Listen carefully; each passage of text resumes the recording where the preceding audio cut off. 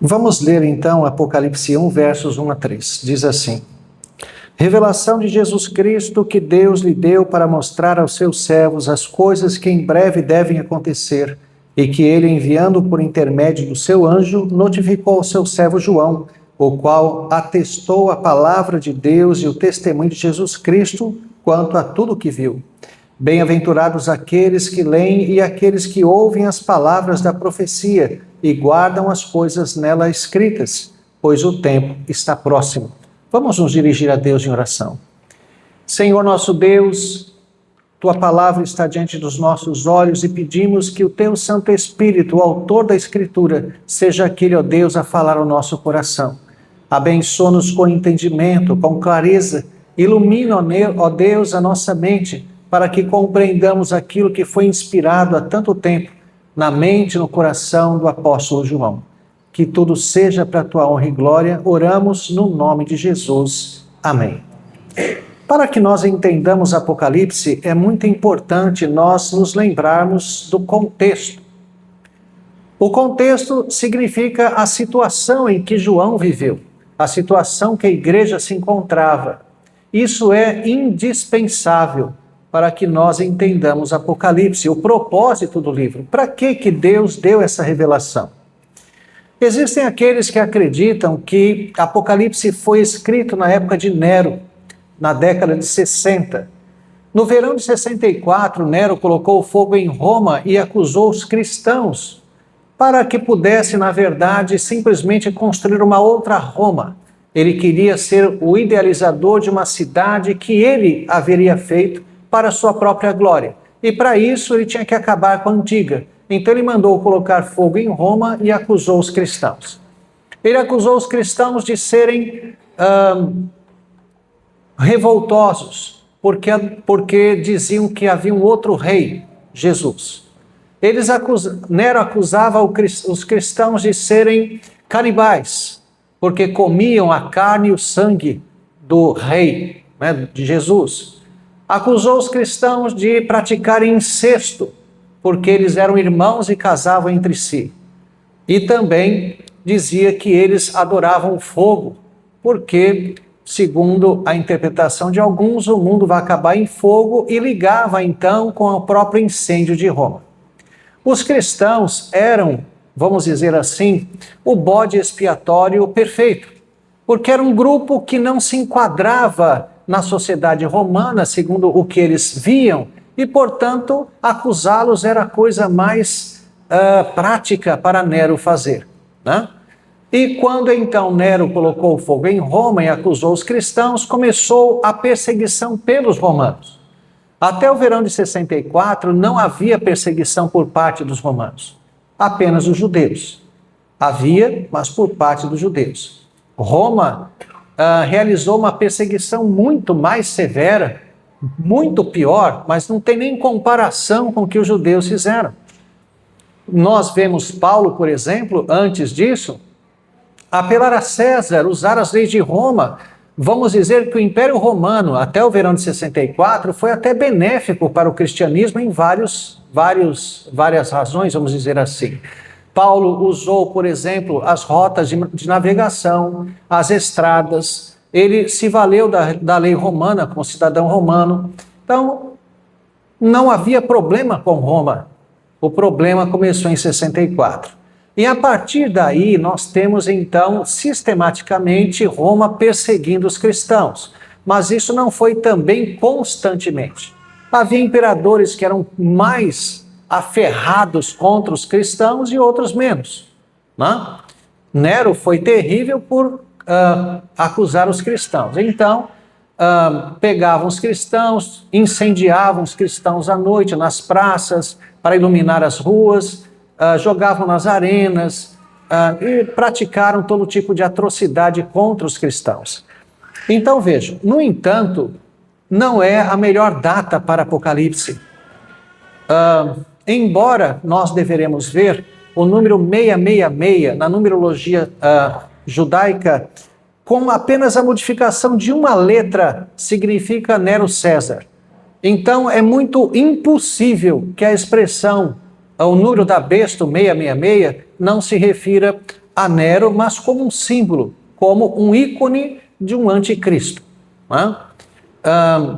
No entanto, na época da década de 60, por exemplo, quando nós vemos as cartas às 7 igrejas, as 7 igrejas estão numa condição muito diferente. Paulo, por exemplo, foi o fundador da igreja de Éfeso. A primeira carta, né? Éfeso, Esmirna, Pérgamo, Tiatira, Sardes, Filadélfia e Laodiceia, é a rota que o entregador, o mensageiro, utilizaria. Onde é que João estava? Em Patmos. O que era Patmos? Uma ilha. Se eu estou numa ilha e eu saio da ilha, necessariamente eu tenho que chegar em que cidade? Em que tipo de cidade? Um continente, uma cidade portuária, certo? Então, Éfeso, a principal cidade da Ásia Menor, cidade portuária. De Éfeso, o mensageiro subiria para Esmirna e Pérgamo. Em Pérgamo, na estrada, ele tinha um trocamento que descia para o centro da Ásia Menor. Então, ele ia para Tiatira, Sardes, Filadélfia e Laodiceia. Então, é o percurso que ele realizaria. Por isso está nesta ordem as cartas. E essas igrejas existiam, estavam lá. A igreja de Éfeso, pelo que nós vemos na carta aos Efésios, era uma igreja até que, vamos dizer, em bom estado. Mas por que ali na década de 60, poucos anos, porque Paulo teria escrito a carta aos Efésios por volta do ano 62, 63, é uma das cartas da prisão. Se ali, na década de 60, 3, 4 anos depois, Jesus já diz àquela igreja, abandonaste o teu primeiro amor? Não parece que era essa a situação da carta aos Efésios quando Paulo escreveu, né? As igrejas descritas em Apocalipse já apresentam problemas e desvios muito sérios. Não parece ser o caso. O que Papias, por exemplo, que foi discípulo de João, mostra é que isto... Apocalipse teria sido escrito mais tardiamente, pela década de 90, no reinado de Domiciano. E Domiciano ficou conhecido na história como Nero Redivivus, por causa da agressividade dele contra os cristãos. Então, o ambiente de Apocalipse é muito mais próprio ser identificado como o final do primeiro século. Pela década de 90, 95, João deveria estar por volta de 90, 95 anos, quando escreveu Apocalipse. Que João é esse? Sim, o apóstolo, chamado de discípulo amado. João, o discípulo amado, ele era o mais jovem dentre os discípulos. Ele era muito jovem. E, em função disto, isso não era por acaso, né? A sua juventude também era planejada por Deus para que ele pudesse ser o último apóstolo a morrer. João encerrou a era apostólica, né? Não existe apóstolo hoje. Eu gosto muito da expressão, achei interessante, apóstolo bom é apóstolo morto. Não tem apóstolo hoje. Então, os apóstolos verdadeiros já morreram. Não tem isso. Qual era um pré-requisito para ser apóstolo? Quais eram os pré-requisitos? Como? Perguntei primeiro, mas é isso, né? Ele tinha que ter presenciado o batismo de Jesus, a sua ressurreição. Tem alguém hoje que se enquadra nisso? Porque, veja, um apóstolo não é aquele que diz assim, eu creio. O apóstolo é aquele que diz, eu creio e vi, eu estava lá. Testemunho ocular. Isso é um apóstolo. Hoje ninguém pode fazer isso. Né? Diante de um apóstolo, alguém dizendo, mas Jesus, como assim? Como não? Eu estava lá, você estava? Eu estava, eu vi. Era um testemunho ocular. Né? Como podemos deixar de falar do que vimos e ouvimos? É isso. Então, apóstolo bom e apóstolo morto. Esquece os de hoje. Né? Então,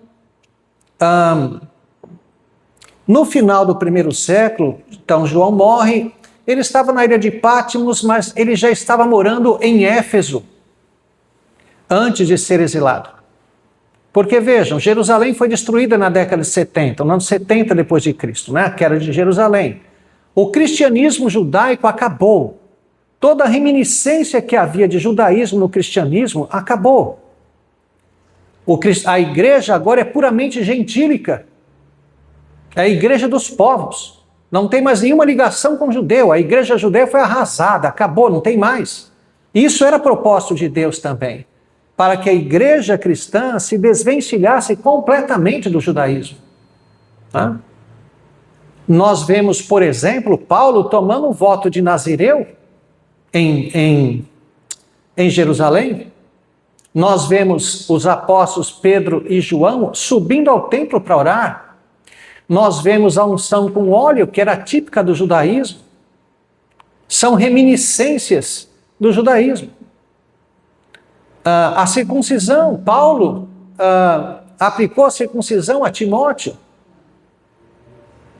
porque os judeus precisavam ver isso, era algo necessário, não apenas como estratégia. Veja, a circuncisão era errada. Era? Paulo utilizaria um erro como estratégia. Mas a circuncisão tinha algum valor? Não. Então era obsoleto.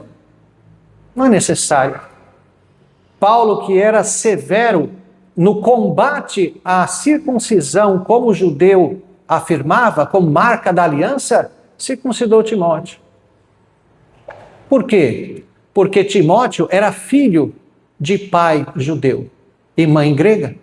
E para um judeu, Timóteo então estaria numa situação irregular. Ele precisava ser circuncidado.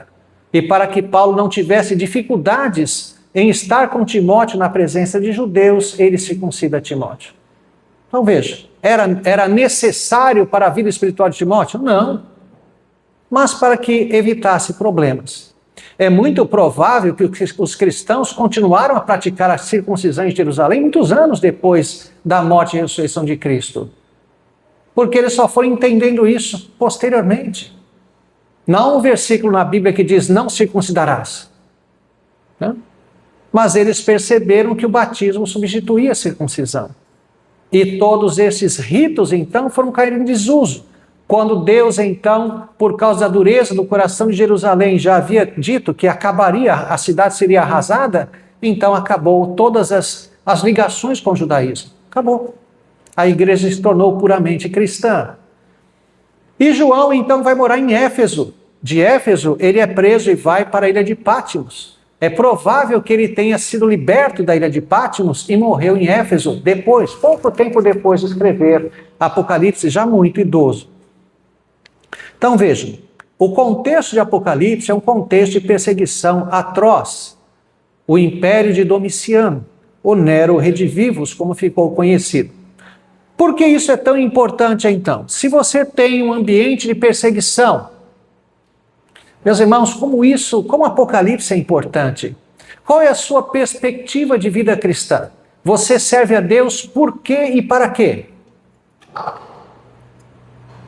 A maioria dos crentes serve a Deus na esperança que Deus facilite a sua vida aqui. Ponto. É isso. Então, por que eu busco a Deus? Porque eu quero saúde, quero emprego, quero que Ele me proteja. Essas coisas, elas não são necessariamente erradas. Porque nós dependemos de Deus para tudo. Mas isso não pode ser o nosso alvo. Nós servimos a Deus por quê e para quê? Porque nós somos seus servos e queremos servi-lo. Este é o alvo da vida cristã. Não é ficar esperando que Deus simplesmente faça o que está no coração humano. Quem que é o Senhor e quem é o servo? Eu chego diante de Deus para Ele fazer a minha vontade? Ou eu me coloco diante de Deus para fazer a vontade dEle? Então, essa perspectiva, ela é muito importante diante dos sofrimentos. Porque você está, então, vamos dizer, você é servo. Você está trabalhando para Deus. O que você espera? Se Deus não abrir o mar, afundar por sobre as águas. É isso? Paulo naufragou 4 vezes. Ele não podia cantar isso. Ele não cantava. Ele naufragou 4 vezes. Ele diz que, na carta aos Coríntios, que ele já tinha naufragado 3. Mas sabemos que quando ele foi preso lá na ilha de Malta, naufraga de novo. 4, pelo menos 4. Pode ter mais, mas pelo menos 4 ele naufragou. Paulo diz assim: trago no corpo as marcas de Cristo. Sabe o que isso significa? Que ele podia levantar a túnica e mostrar a marca dos açoites, das pedradas. Trago no corpo as marcas de Cristo. Né? Paulo, ele tem um ditado em inglês, americano deve ser, que nós passamos a usar aqui no Brasil. Se você recebe um limão, faça uma limonada. Né? Então, Paulo, ele usava isso. A carta aos Filipenses, muito interessante essa carta. Né? Ele repete algumas vezes: alegrai-vos no Senhor. Outra vez digo: alegrai-vos. A mim não me importa ter que repetir: alegrai-vos. Onde estava Paulo? Preso. E ele, preso, exorta os livres à alegria. E ele começa a carta aos Filipenses dizendo assim: olha, não pensem que a minha prisão foi para prejuízo. Não. Eu estou aqui evangelizando a guarda pretoriana, eu estou aqui escrevendo minhas epístolas. Deus me colocou aqui. Então, qual era a forma de Paulo viver? Se ele foi colocado num contexto de dificuldade, ele procurava a bênção que havia ali. Onde você está, existe algo abençoador a você fazer. Então, eu estou doente. Estou doente. Né? Um pastor do presbitério aqui, litoral catarinense, na época que eu estava aqui, faleceu de câncer, mas não antes de evangelizar todo o andar onde ele estava. Se Deus te colocou ali, há alguma coisa para você fazer. Ao invés de você ficar murmurando e dizendo: por quê? Justo eu que dou o dízimo, eu que faço isso, o Senhor me fez isso. Não. Há algo para eu fazer aqui. Né? Então é procurar a bênção no meio da dificuldade. Essa é a ótica bíblica, era a ótica de Paulo. Né? Então, por isso, veja, você é crente, certo? O que você espera que Deus faça?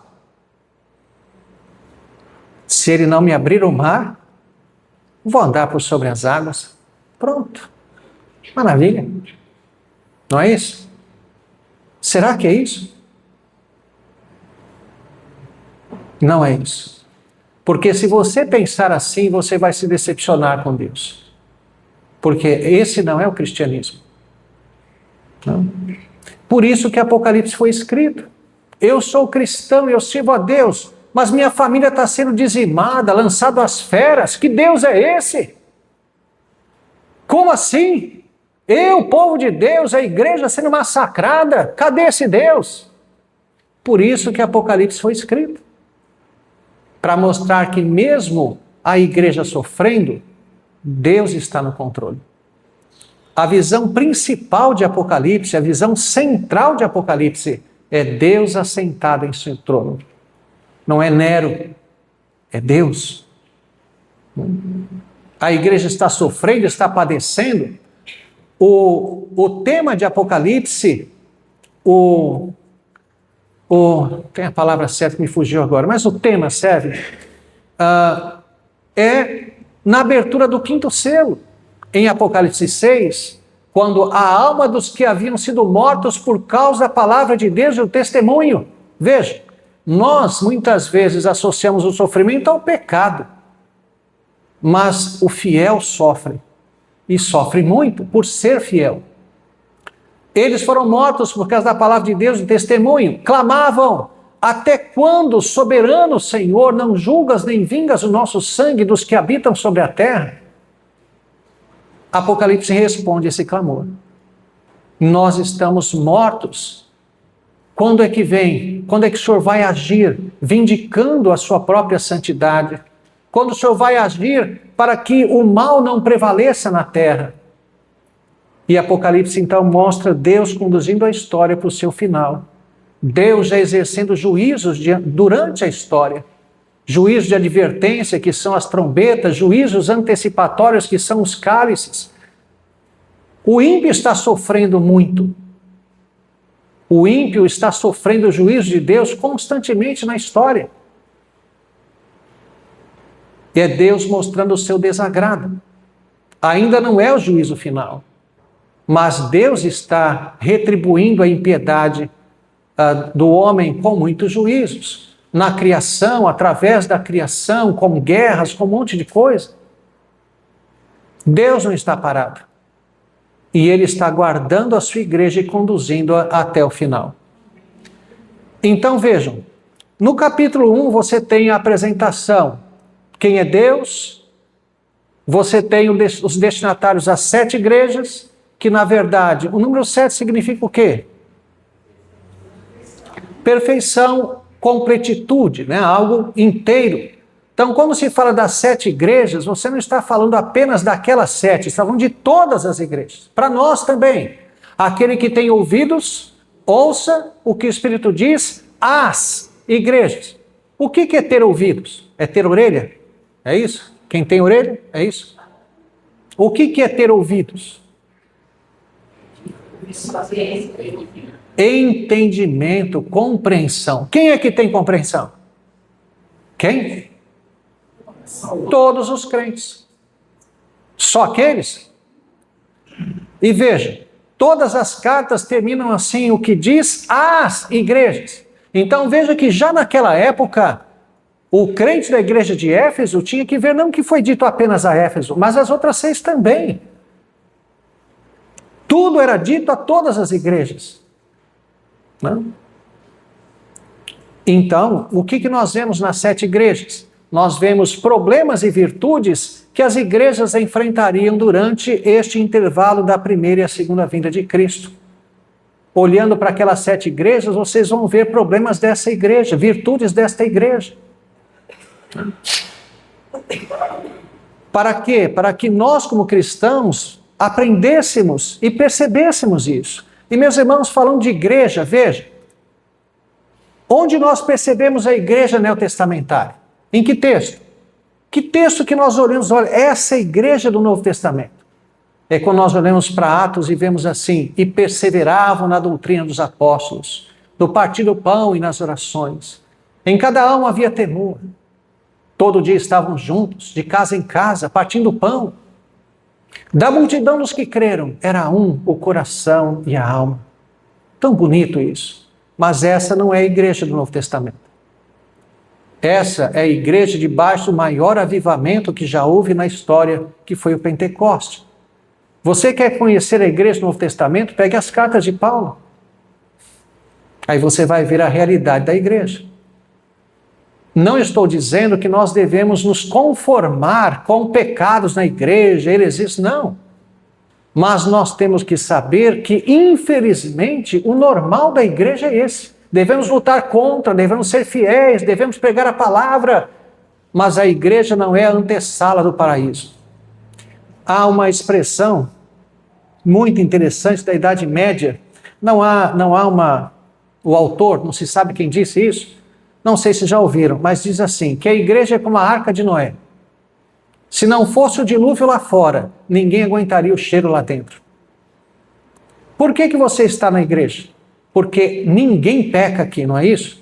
Porque aqui, né, esse negócio de atrito tem muito na França, aqui ninguém tem, não é isso? Por que você está na igreja? Porque é a antessala do paraíso? Não, porque lá fora é perdição. Não. Nós somos uma comunidade de pecadores? Somos. Mas qual é o adendo que nós devemos fazer? Somos pecadores, mas... Falei disso ontem. Muito diferente do ímpio. Né? Nós somos pecadores que fomos regenerados, temos uma nova natureza, não podemos simplesmente dizer que somos pecadores. Somos, os ímpios também, mas nós somos muito melhores, não por nossa própria causa e mérito, é graça. mas foi colocada em nós uma nova natureza. Nós temos que ser muito melhores que os ímpios, não é possível? Então, se espera sim que o ambiente dentro da igreja seja bom, mas vai ter pecado, vai ter frustração, vai ter várias coisas, porque continuam a ser pecadores, infelizmente. Nós falhamos. O pecado para nós não pode ser uma norma, tem que ser um acidente. Mas ele acontece. Né? Então, Apocalipse foi escrito para isso. A igreja massacrada. Mas eu sou servo do Senhor. Sim, é servo. Deus está conduzindo tudo. Tudo está nas mãos dele. Não é César, é Deus assentado no trono. O livro selado, os 7 selos, é a história que Deus pré-ordenou. A história que Deus determinou para acontecer até o final. Cada selo é aberto. Está tudo determinado. Deus já tem o fim determinado. A igreja é vitoriosa. Satanás, os ímpios são derrotados. Então vejam, Apocalipse ele vai nessa direção, depois de falar de quem é o autor, o destinatário, a visão do Cristo. Veja, a visão do Cristo no capítulo 1 é o Cristo glorificado. Quando você pensa em Jesus hoje, você pensa em quem? Quem é o Jesus que você serve? É aquele que discutia com os fariseus? É isso? Não é mais esse. É o mesmo Cristo, mas agora ele é Senhor do Senhor e Rei dos Reis. Ele não está mais no estado de humilhação. Ele se assentou acima de todo o principado e potestade. Ele governa.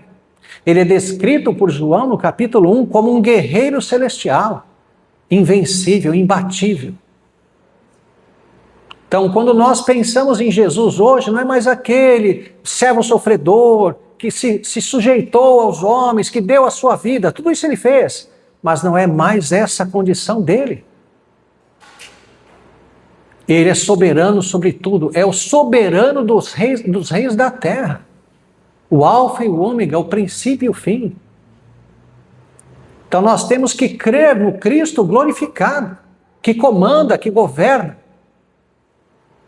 e saber que o mundo está contra a igreja. Meus irmãos, não existe trégua na luta com o mundo. Não tente isso. Né? O mundo e a igreja acontecem dentro de uma ótica chamada oposição ativa, não oposição passiva. Por exemplo, as cores branco e preto. O que é o branco? Vocês fizeram aquela experienciazinha das cores primárias pintadas no círculo? Lembram-se disso que a professora falou? As cores primárias, pinta o círculo, e você roda e fica branco. Por quê? Porque o branco é a soma de todas as cores do espectro da luz solar. Então o branco é a soma das luzes, é a luz. O que é o preto? A ausência da luz. Então vejam, são opostos. Mas se você olhar para a Bíblia, você tem as letras em preto e a página em branco. Então você tem aí eles convivendo aí na sua página. Mas isso é oposição passiva. Mas se você colocar água e fogo juntos, o que acontece? Ou a água apaga o fogo, ou o fogo evapora a água. Mas vai ficar um. Só um. Isso é oposição ativa. Então, onde está a igreja, não está o mundo. Onde está o mundo, não está a igreja. Simples assim. O que é o mundo? Conceitos, valores, comportamento, pensamento, né? Onde isso chega, a igreja não está ali. Isso é mundo. Quando a igreja chega, isso é transformado nos valores cristãos. Aí é a igreja. Mas a tentativa de viver igreja e mundo não existe. Se você colocar um pé em cada barco, o que acontece? Não tem jeito. Né? Então, quando nós olhamos para o mundo e vamos viver a nossa vida no mundo, não é bem assim. O crente, ele sempre vai ter muito mais problema e dificuldade do que um ímpio, por muitas razões. Já a começar que o crente tem critérios, né? Ele não vai simplesmente se permitir a fazer coisas. E, em segundo lugar, ele vai sofrer a oposição do mundo, a perseguição e tudo mais que o ímpio, obviamente, não enfrenta. Então, aquela proposta de você diz, vem para a igreja e a sua vida vai melhorar, isso é uma mentira terrível, isso não é o evangelho de Cristo. A sua vida vai piorar se você for um servo fiel. Mas isso não quer dizer que vai ser ruim, porque você vai ter experiências com Deus magníficas. Então, a ideia da prosperidade, do desenvolvimento material, estas coisas não são prioridades para o crente. De forma alguma. É buscar o reino de Deus e a sua justiça. Então, vejam, a partir da visão do trono de Deus, capítulos 4 e 5, você tem os selos sendo abertos, você tem as trombetas, que são juízos de advertência, você tem os cálices, que são juízos antecipatórios. E a ótica é muito interessante porque, na medida em que os selos são abertos, você tem as súplicas dos santos, como eu já falei. E o anjo, ele recebe as orações no incensário e atira à terra. Então, as trombetas já surgem, os primeiros juízos de Deus já surgem como resultado das orações dos santos. Então, Santo Senhor, estamos sendo aqui massacrados, estamos sofrendo. Deus responde com juízo na terra. Ele responde a oração dos santos. Né? E vai em direção ao final, onde você tem a destruição, né, da besta, etc. Nós deveríamos falar disso daí, mas apenas para mostrar como progride a mensagem. Você tem a destruição da besta, das bestas, da meretriz Babilônia, e você tem o juízo final. Então veja, a ótica de Apocalipse é essa. A igreja sendo perseguida, massacrada, Deus mostra, eu estou no comando. Não é César, eu estou no comando. Responde aos ímpios com juízos durante a história. Quantas coisas os ímpios sofrem. O que para um ímpio é sofrimento, para um crente é provação, se ele for fiel. Não?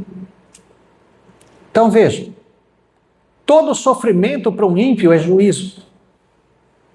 Para o crente, provação ou correção. Esperemos que provação. Não?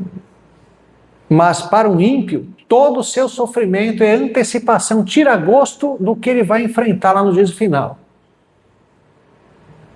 Para o crente, provação ou correção. Mas todos passam por sofrimento nesta terra. A diferença é a ótica que nós temos em relação a isso. Bom, então, entendam Apocalipse assim. Por que Apocalipse foi dado? Para responder à igreja esse questionamento. Estamos sofrendo. O senhor não vai fazer nada? Vou. Eu mando. Estou mandando juízo já para a terra, contra todos os ímpios. E o fim está determinado. A igreja é vitoriosa. Então responde a esse clamor da igreja. E para nós é muito importante isto. Na medida em que o tempo passa e percebemos cada vez mais uma intensificação nesta luta entre igreja e mundo. Bom, então veja, nós temos aí o autor, João, o discípulo amado. Revelação de Jesus Cristo. Por que Apocalipse se chama Apocalipse?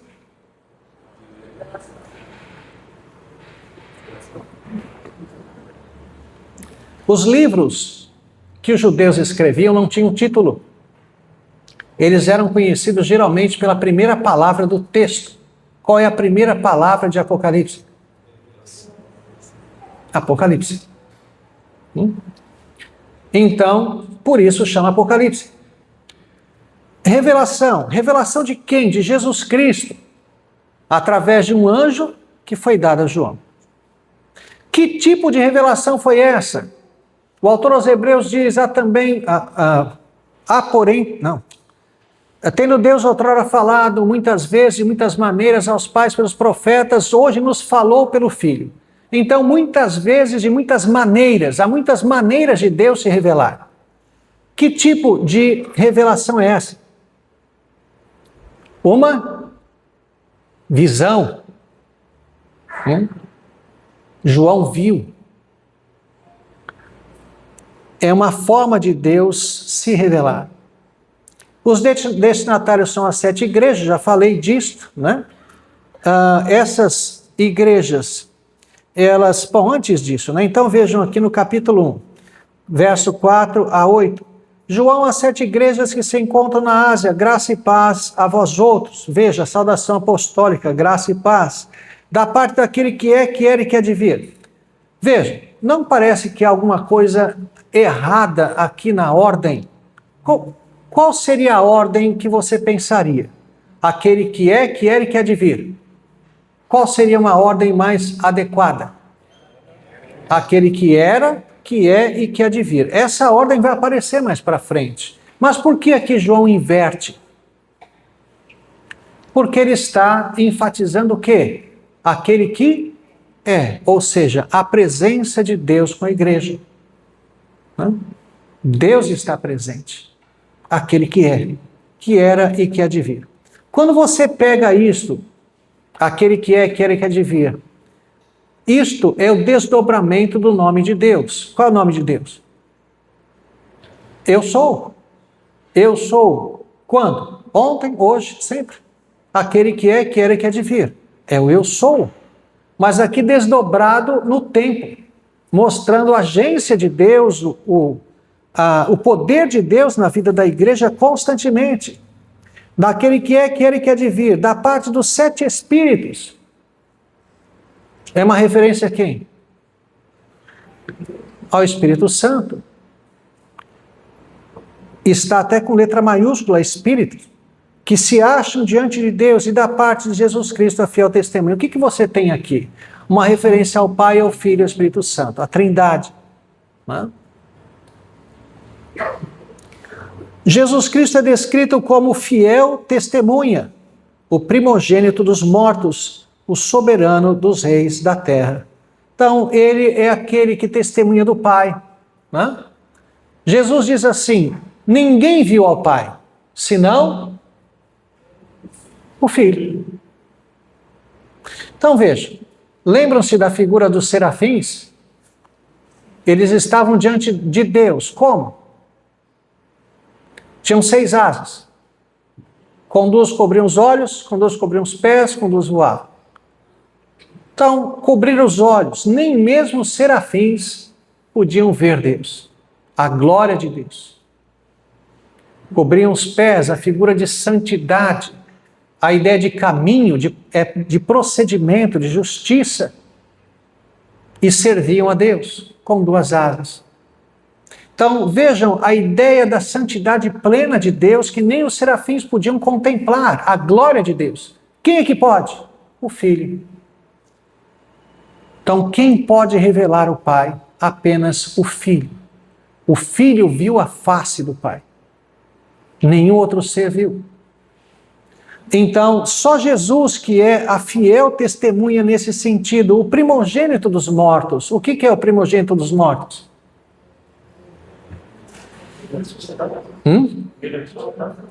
Não entendi. Primeiro é ressuscitar? Perguntei primeiro. Sim. Quem foi o primogênito de Abraão? Ismael. Mas Isaque que levou a primogenitura. De fato, é Isaque que é o primogênito. Quem foi o primogênito de Isaque? Esaú nasceu primeiro, mas o primogênito foi Jacó. Ele é que levou a bênção à primogenitura. Quem foi o primogênito de Jacó? Rubem nasceu primeiro, mas o primogênito foi José. Como eu sei que José foi o primogênito? Como? Não entendi. Bom, sim, mas como é que eu sei disso? Na hora que Jacó vai abençoar seus filhos, quem que ele abençoou primeiro? José. E vocês já ouviram falar da tribo de José? Em Apocalipse ela aparece, mas figuradamente, porque ela não existiu. José foi punido, foi isso? Não tinha tribo? Na verdade,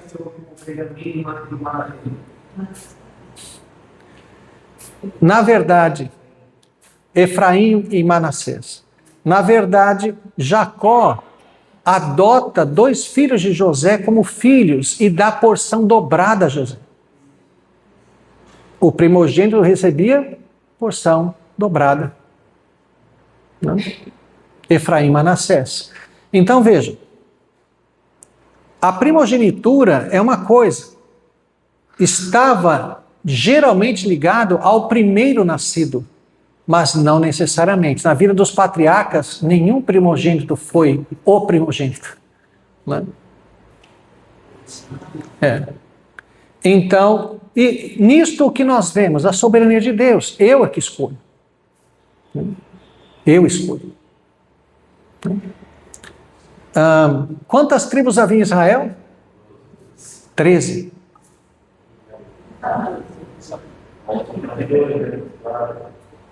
Quantos filhos teve Jacó? Homens. 12. Existiu a tribo de José? Não. Entraram quem? Bom, se tinha 12 menos José, fica entre Efraim e Manassés. Por que se fala 12 tribos de Israel?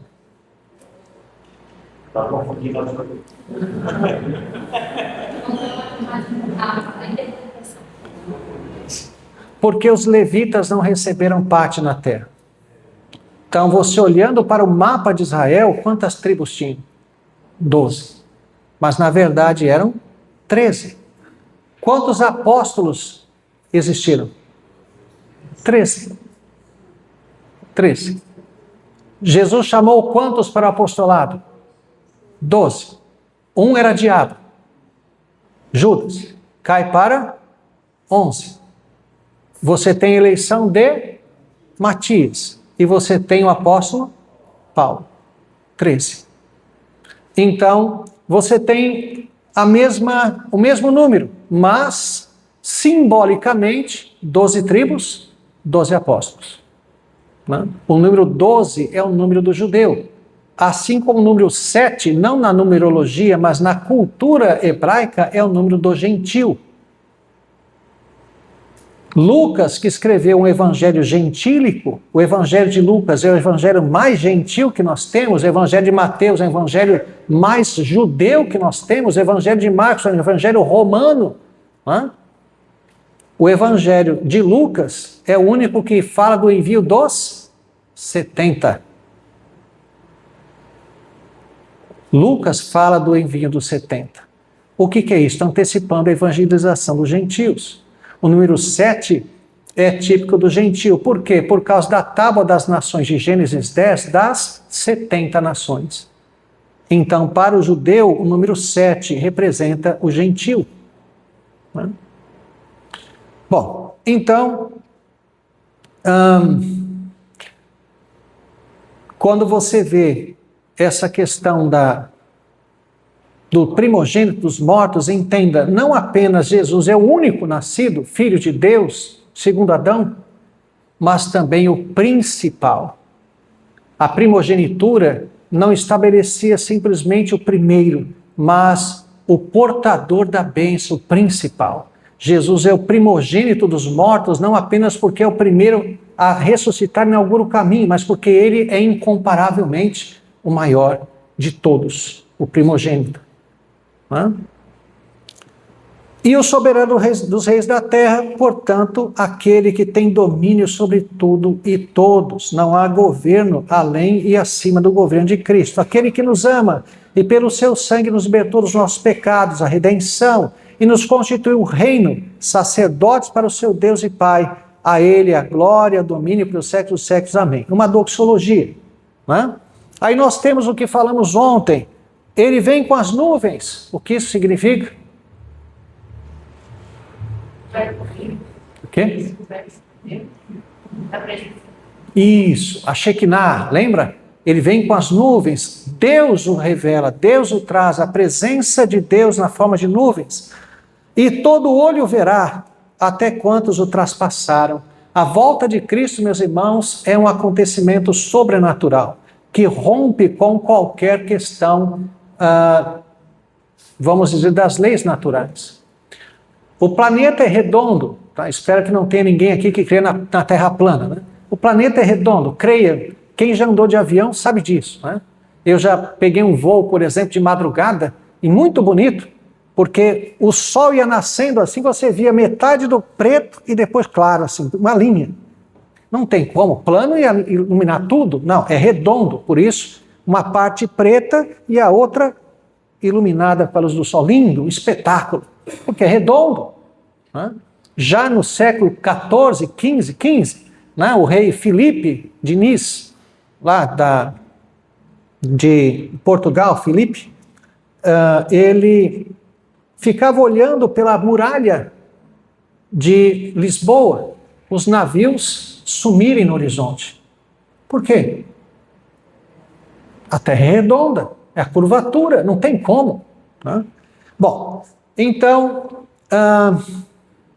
por que eu disse isso? Sim, porque a volta de Cristo, mesmo no planeta redondo, vai ser vista por todos.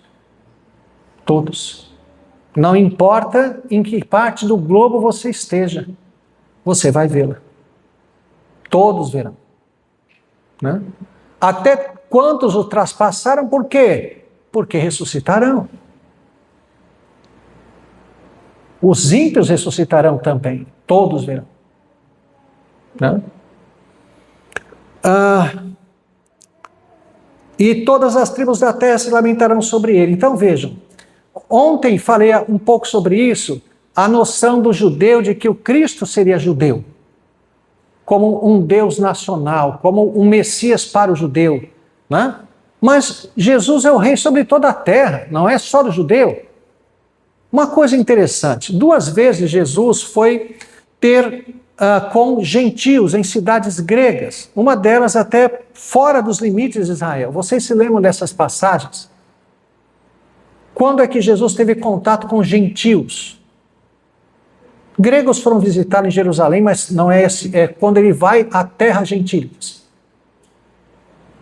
Quando Samaria não é exatamente terra gentílica, né? É o antigo território de Israel, e Jesus, de certa forma, atribui alguma importância a eles dormindo lá e os evangelizando. A mulher cirofenícia. Exatamente. A mulher cirofenícia, Tiro e Sidom eram as 2 principais cidades da antiga Fenícia, e Jesus vai para aqueles lados. E o que ele faz? Ele encontra a mulher e faz o quê? Cura. O que ele exatamente fez? Ele expulsou um demônio. Expulsou o demônio da filha. Quando ele vai a Gadara ou Gerasa, dependendo do seu ponto de referência, o que ele faz? Expulsa os demônios do endemoniado gadareno ou gerazeno. Isso é muito interessante. Jesus estava mostrando aos apóstolos que ele era aquele que submetia o mal em toda a terra, não era simplesmente judeu. Ele é o rei dos reis, o senhor dos senhores. O diabo não tem nenhum tipo de ascendência sobre ele, em qualquer lugar. Então, essa noção, todas as tribos da terra, todos prestarão contas a Jesus e a Deus, não apenas o judeu, é o Deus sobre toda a terra. Eu sou o Alfa e o Ômega, a primeira e a última letra do alfabeto, mas também, grego, mas também a ideia de revelação. Ele é o princípio e o fim da revelação. Como João chama Jesus em seu evangelho? Verbo. No grego, logos. Logos quer dizer palavra, não verbo. Sabe por que as nossas traduções trazem verbo? Porque para nós palavra é um signo, é uma representação de alguma coisa. Banco, tá, banco. É o que me vem à mente. Mas palavra, na cultura hebraica e grega, é algo que tem algum poder, alguma coisa. Né? Por exemplo, Deus criou todas as coisas pelo quê? Por sua palavra. É poder. Né? Tiago fala da questão da língua. Né? Como a língua é poderosa, tanto para construir quanto para destruir. Tem poder, não é simplesmente uma coisa. Jesus é chamado palavra de Deus porque nele subsistem todas as coisas. Ele é criador como o Pai e o Espírito. Deus criou todas as coisas por sua palavra. O Logos estava ali. Né? Então, quando nós pensamos nisso, vejam, por que o Salmo 119 é tão grande? Exato. Bom, sim. Mas veja, o Salmo 119 é um acróstico. Sabe o que é um acróstico? Quando você pega, por exemplo, uma palavra, salvação, e você põe ela em pé, aí põe salvação, o S, você põe assim, somos salvos em Cristo, o A, através da fé, entende? Pega a salvação e faz várias sentenças com as letras. Isso é um acróstico. O Salmo 119 é um acróstico do alfabeto hebraico. Então, se você pegar o texto hebraico do Salmo 119, você vai ver que no primeiro parágrafo, todas as linhas começam com a mesma letra Aleph, a primeira letra do alfabeto hebraico. Como se lê da direita para a esquerda, você vai ver aqui todas as letras iguais em todas as linhas. É o Aleph, a primeira letra. Primeira letra. Obrigado. No segundo parágrafo, você vai ver o Bet. Todas as linhas começam com a mesma letra Bet. Gimel, Dalet, Re, e assim até o final. São mais de 20 parágrafos, porque cada parágrafo começa com a mesma letra na sequência do alfabeto hebraico. Então, por isso é grande. Mas por que o autor fez isto? Porque o Salmo 119, ele é um hino de louvor a Deus pela palavra de Deus. Não tem um verso do Salmo 119 que não tem uma referência à Bíblia. Testemunho, juízo, estatuto, verdade, alguma palavra referente à Escritura você vai encontrar em cada versículo do Salmo 119. Então, o que o autor está fazendo? Ele está mostrando a beleza da revelação escrita de Deus, usando todas as letras do alfabeto e estruturando o Salmo com elas. Né? Então, é genial, maravilhoso. Né? E com isso mostrando essa importância da Escritura. Quem foi o primeiro autor da Escritura? Perguntei primeiro. Foi Deus. Deus escreveu a primeira revelação escrita. Onde? As tábuas da lei. Ele escreveu com o seu próprio dedo. Deu a Moisés e falou, continue. Mas quem começou a escrever a palavra de Deus foi o próprio Deus. A primeira revelação escrita que nós temos são as tábuas da lei escritas pelo próprio Deus. Ele é o primeiro escriba. Então, por isso, quando nós vemos o alfa e o ômega, não é apenas o princípio e o fim, mas o princípio e o fim da revelação de Deus. Onde é que nós conhecemos Deus? Em Cristo. Não tem como. Toda a revelação está nele. Ele é o princípio e o fim da revelação. Diz o Senhor Deus, aquele que é, que era e que há de vir, repetindo o que nós vimos, o Todo-Poderoso, Pantocrator, no grego. Pantocrator era um título atribuído a Zeus e ao imperador. Então João diz, o verdadeiro Pantocrator, o Todo-Poderoso, é Deus. Não é César e não é o Senhor dos Raios, é Deus. Bom, aí temos a visão do Cristo glorificado, que fala aquilo que nós já falamos aí da questão da glória desse Cristo, que é soberano, invencível. Temos as 7 igrejas. Na carta à igreja de Éfeso, há algo muito interessante, porque era uma igreja extremamente, como posso dizer, eficiente, né? Veja, estas coisas diz aquele que conserva na mão direita as 7 estrelas. O que são as 7 estrelas?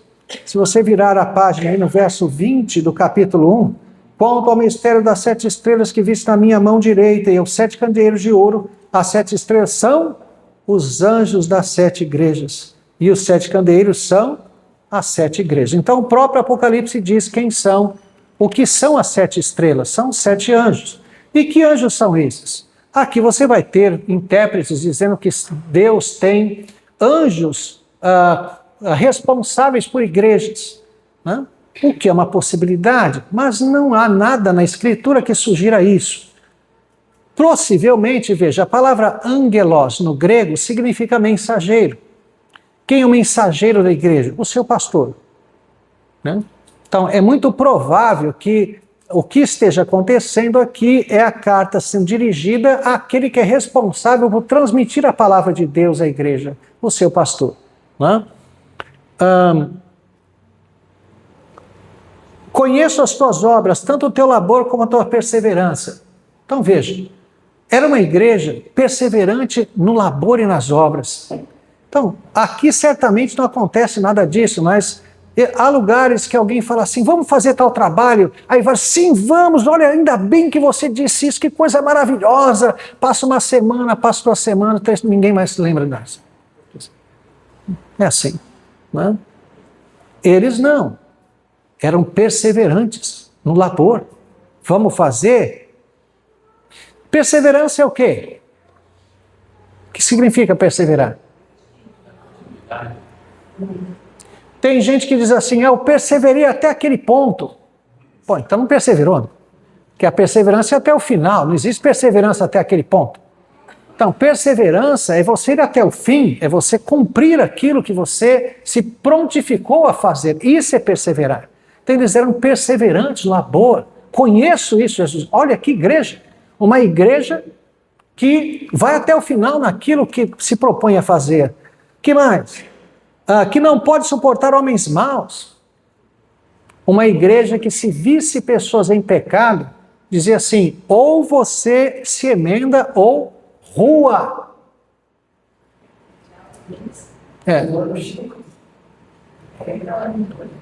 Coisa boa isso, não é? Que mais? E que puseste a prova os que a si mesmos se declaram apóstolos e não são, e os achasse mentirosos. Então o que eles faziam? Eles pegavam a Bíblia, ali impressa, né? Pegavam ali, talvez no celular. Não usem celular em igreja, viu? Não estou vendo ninguém aqui, graças a Deus, com celular, mas não usem isso. Isso é uma coisa deplorável. Usem a Bíblia, tá? Você usar um celular no culto, em qualquer parte da igreja, é como se você tivesse no seu colo um volume enorme, com fotos, extrato de banco, cartas, etc. E está no meio da Bíblia. Isso aí é a representação de um celular, né? Não façam isso. Isso aqui você pode chamar de... Isso aqui é palavra de Deus. Isso é. Se você pegar o celular, isso aqui não é palavra de jeito nenhum, tá bom? Bom, mas fecha parênteses. Então, como é que eles descobriram que aqueles eram falsos apóstolos? Eles pegaram o retrato de Paulo, de João, e disseram, não, claro que não é. Será que era assim? Eles conheciam a Bíblia, a doutrina, não tinham Bíblia impressa, eles tinham a verdade, eles conheciam a verdade de Deus. Então, se alguém viesse falar qualquer abobrinha, espera aí, isso aí não aceito isso. Isso é bom? Que igreja maravilhosa. Que mais? E tens perseverança. Nós já vimos primeira perseverança deles no trabalho, mas veja agora, tens perseverança e suportaste provas por causa do meu nome. Perseverança agora no sofrimento. Eles não desanimavam, mesmo quando atingidos por sofrimento. Não te deixasse esmorecer. Era uma igreja boa? Gente, que coisa fantástica. Se o texto parasse aqui, eu queria ser pastor dessa igreja. Tenho, porém, contra ti, que abandonaste o teu primeiro amor. Aí.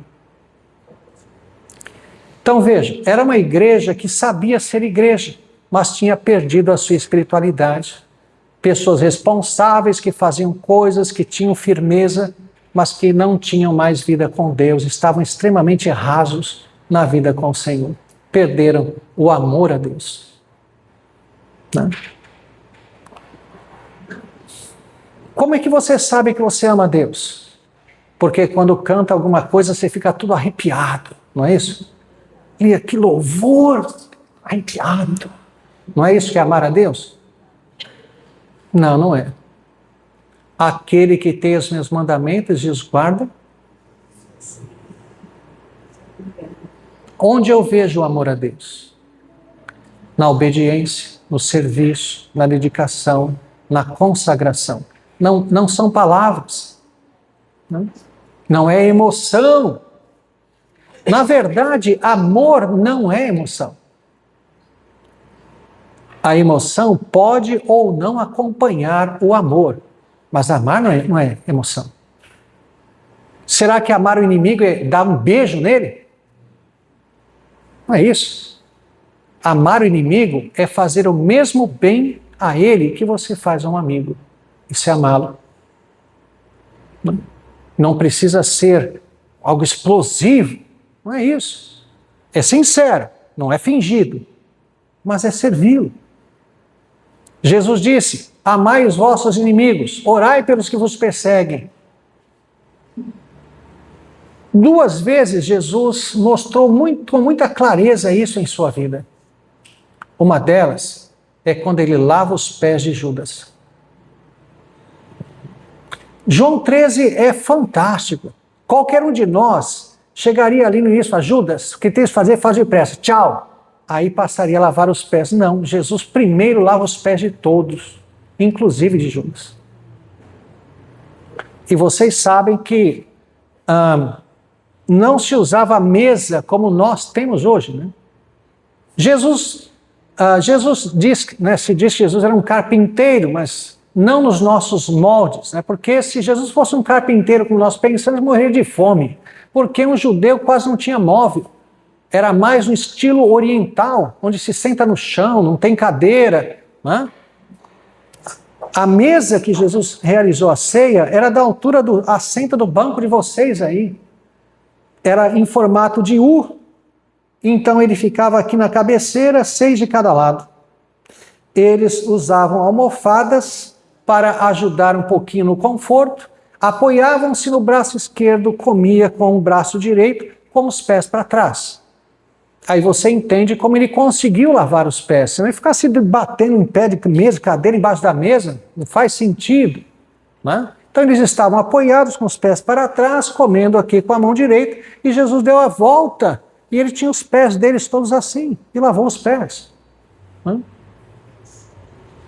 Então, ele fez isso com Judas. O que era lavar os pés? Quem é que lavava os pés? Lucas é muito interessante, ele coloca uma discussão sobre quem era o maior exatamente nesse ponto. Nós olhamos para aquele texto quando Jesus diz sobre a preparação da ceia, né? O homem que estiver carregando um cântaro, siga-o, porque é lá que eu vou preparar, vou realizar a ceia. Às vezes olhamos para isso como se fosse um milagre. Não era um milagre. Jesus, ele contratou um lugar para celebrar a ceia. E ele não disse nem para os apóstolos. Por quê? Porque quando Jesus chega a Jerusalém na sua última semana de vida, todo mundo queria saber onde ele ia realizar a ceia. E ele não conseguiria fazer isso à Páscoa, né? A Páscoa. Ele não conseguiria celebrar a Páscoa com tanta gente querendo estar com ele. Então ele não contou nem para os apóstolos. Ele tratou um lugar, provavelmente a casa de João Marcos, em Jerusalém, no cenáculo. Cenáculo quer dizer sala de jantar. E ficava no andar de cima das casas mais ricas em Jerusalém. Ficava fechado o ano inteiro, usado apenas para ocasiões especiais. Por isso, no alto, ninguém subia lá, só subia nessas ocasiões. Então, ir atrás do homem com um cântaro, vocês sabem, no trabalho feminino, tirar água, portanto, não teria nenhum homem carregando um cântaro, a não ser aquele. Então era a senha. Vocês vão ver um homem carregando um cântaro, vai atrás dele, porque aonde ele chegar é onde eu vou realizar a Páscoa. Mas, quando você contratava um local, você geralmente contratava o combo, né? Ou seja, um servo para lavar os pés. Na época de Jesus, lavar os pés já era parte da cerimônia da Páscoa. Os judeus praticavam muitas cerimônias de purificação, batismos até mesmo. Um fariseu, por exemplo, ele batizava um gentil antes de circuncidá-lo, antes de torná-lo um prosélito. Não era o batismo cristão, era uma cerimônia de purificação, né? Então havia essas cerimônias. E o lavar os pés, como envolve água, já era uma espécie de preparação para a Páscoa. Mas Jesus propositalmente não contratou escravo nenhum. Aí imagina os apóstolos chegando lá, aí começa a olhar um para o outro assim. Quem vai se dispor? Aí o que acontece? Jesus se dispõe. Ele tira a sua veste principal e vai lavar os pés. Aquilo foi um soco no estômago, coisa assim, indescritível. Por isso que Pedro disse, Senhor, não! Imagina eles ali discutindo quem era o maior, quem ia fazer, quem não ia, e Jesus vai fazer. Nossa, isso foi uma coisa, você sabe quando eu digo nossa, é a Santíssima Trindade, né? Então veja, era algo assim indescritível, né? Indescritível. E Jesus então vai lavar os pés deles e diz, compreendeis o que vos fiz? Vós me chamais de mestre, Senhor, e fazeis bem porque eu sou. Mas se eu fiz isso com vocês, vocês devem lavar os pés uns dos outros. Né? E Judas estava ali. Assim que Jesus encerra a lavagem dos pés, ele se assenta e diz, um de vós há de me trair. Então vejam que é proposital. Ele lava os pés, Judas está ali, ele sabe que Judas está ali. Quando ele termina, um de vós há de me trair. O que tens a fazer, faz depressa. Ou seja, Jesus está comandando a sua morte. Está dizendo, ó Judas, está na hora, vá lá, chegou o momento. Né? Então, Jesus mostra isso, né? Como deve-se amar o inimigo. Ele lavou os pés, ele fez com Judas o que fez com os demais. Né? Então, amar é serviço sincero. Né? E com ou sem emoção, mas o serviço sincero é o amor. Porque Deus amou o mundo de tal maneira que agiu. Né? Não ficou lá, oh, olha só como eu amo, vai todo mundo para o inferno, como eu amo. Não, ele agiu, ele fez, isso é amar. Né? Bom, você tem as cartas, é muita coisa, né? Uma coisa de Éfeso, então você tem no final das cartas algumas referências, como... se não, verso 5 no meio, e se não, venho a ti e moverei do seu lugar o teu candeeiro, caso não te arrependas. A cidade de Éfeso passou pela transposição da foz do rio Cáster. Então, a cidade, historicamente, sabia que era mudar de lugar. E este fato histórico enseja a Jesus essa fala, eu vou tirar do lugar o teu candeeiro, se você não se arrepender. O que é o candeeiro? Nós já vimos. É a igreja. Você tirar a igreja da igreja, o que é isso? Acabou. Historicamente, a igreja de Éfeso desapareceu. Né? Provavelmente eles não se arrependeram. Né? Você tem a carta à igreja de Esmirna. Esmirna era conhecida pela coroa de Esmirna. Era uma colina com as muralhas em forma de coroa. Por isso que nós vemos aí Jesus dizendo... cadê? Ele diz, ser fiel até a morte, darei a coroa da vida. Eles eram conhecidos também pela sua lealdade a Roma e a cidade, né? Então Jesus diz àquela igreja que eles deveriam ser fiéis a Deus e eles receberiam a coroa da vida, né? A carta à igreja de Pérgamo, você tem aí a referência ao lugar que habitas, é o trono de Satanás, verso 13. Por quê? Porque havia lá o templo de adoração a Esculápio, ou Asclépio, que é o patrono da medicina. Qual é o símbolo da medicina? A serpente. Então, o trono de Satanás. Para um judeu, a serpente está diretamente ligada a Satanás. Havia também adoração ao imperador, a ideia de trono, né? Então, por isso, eles tinham essas, vamos dizer, dificuldades ali, e por isso essa referência, né? Se fala aí dos sacrifícios a ídolos, praticarem prostituição, que tudo está ligado aí. Eu não vou falar das cartas, porque não vai, tem coisa, acho que mais relevante. No capítulo 5, nós temos então a questão... Não, 3 e 4, isso é relevante. Você tem a visão do trono de Deus. Você adora a Deus por quê? Ou pelo quê? Qual é o motivo que te leva a adorar a Deus? Como? Sim, mas aí já conhece a Deus. Mas qual é o motivo? O que Deus nos fez para que nós o adoremos? Nos salvou, certo? Mas há algo anterior à salvação pelo que nós devemos louvar a Deus? Então veja, no capítulo 4, a visão do trono de Deus, qual é a primeira coisa pela qual Deus é adorado? Verso 8, santo, santo, santo. É o Senhor Deus, o Todo-Poderoso. Veja, aquele que era, que é e que há de vir. Veja que agora está na ordem correta, certo? Ou correta não, na ordem que nós esperaríamos.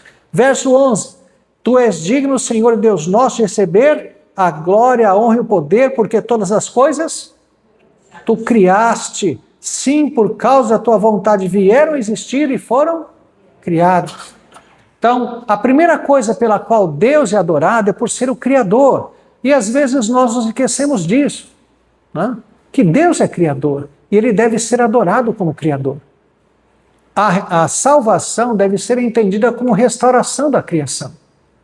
Deus está restaurando todas as coisas em Cristo, né? A criação será restaurada. Não haverá uma outra criação. Esta criação não será destruída. A criação não é digna de juízo. Só é digno de juízo quem peca, né? Vocês já viram um cavalo miserável pecador? Já viram? Não tem. O animal não peca. Portanto, não é digno de juízo. Seria injusto. Ele não peca, né? Aqui em Apocalipse, quando nós vemos o mar já não existe. Deus não gosta do mar. É isso? Ele criou, mas não gostei. É isso? Aqui em Apocalipse, a pior das bestas é a que vem do mar. Em Israel, o mar sempre foi figura do mal. Salomão, por exemplo, quando desenvolveu o comércio marítimo, contratou os fenícios para fazer, porque nenhum israelita ia para o mar grande, no máximo ali o mar da Galileia, que era um lago de água doce. E ainda assim eles tinham restrição. Agora no chamado mar grande, o mar Mediterrâneo, de jeito nenhum, eles não pisavam naquilo. Israel, historicamente, nunca teve armada de guerra, nem navegação de comércio, nada. Porque o mar é o mal, é onde está o Leviatã, o Beremoth, Tanim, Raabe, que eram monstros do imaginário judeu, né? Então eles não iam. Então, quando em Apocalipse diz que o mar já não existe, entenda, o mal já não existe. Porque em Apocalipse, quando se faz essa referência, é em relação de onde vem a besta que emerge do mar, o lugar do mal. Então, o mal já não existirá mais. Né? No capítulo 5, você tem então Deus sendo adorado pelo quê? Verso 12, proclamando em grande voz, digno é o Cordeiro que foi morto de receber o poder e riqueza e sabedoria e força e honra e glória e louvor. Pelo que Deus está sendo adorado agora? Pela? Sim, o que é isso? Pela salvação. O Cordeiro que morreu para salvar, né? Ele está sendo adorado pela salvação. Porque a salvação é exatamente a restauração da criação. Deus restaura todas as coisas em Cristo. E qual é a lógica? João diz, ninguém foi achado digno de abrir o livro selado. Isso quer dizer, tudo que Jesus fez para ser aplicado não vai ser aplicado, tem que ser. Mas aquele que morreu, ele é digno de abrir, só ele. O livro todo selado, portanto, impossível de ser aberto, escrito por dentro e por fora, ou seja, não pode ser acrescentado em nada. Tudo foi escrito, não tem espaço para escrever mais nada, tudo está escrito ali.